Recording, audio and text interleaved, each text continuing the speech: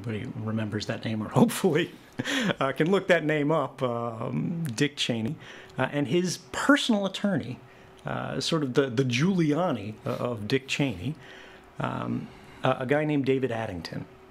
And this lawyer, David Addington, wrote a secret legal interpretation that no one else was allowed to see. It was kept in the vice president's safe at the White House. They weren't giving this, even when they told people, and it was just a couple people in Congress. Nancy Pelosi was one of them, and a couple of these other folks.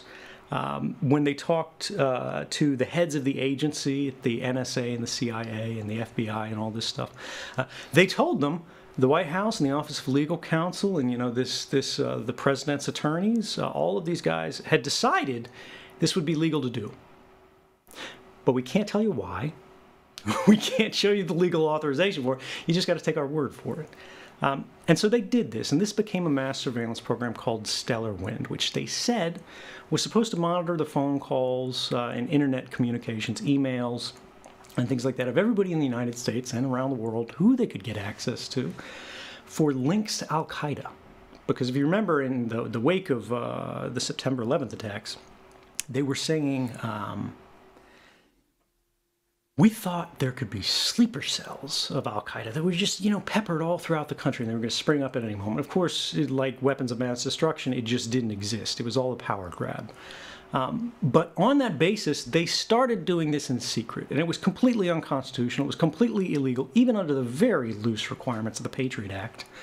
But they did it for so long that they got comfortable with it, and they thought, this is a really powerful capability. What if we started using this for stuff that was other than terrorism? Because it wasn't finding any terrorists, because there weren't any terrorists in this context that they were looking for them.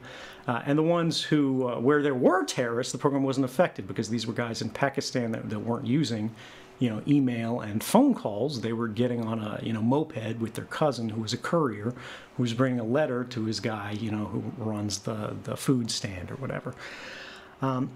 But bit by bit over time, this grew and grew and grew, and there were scandals. And if you want to drill down on these later, I'll go into them. But what happened was, step by step by step, our constitutional rights were changed. And we weren't allowed to know it.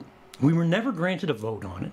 And even the many members of Congress, right, 535 in the United States, they were prohibited from knowing this.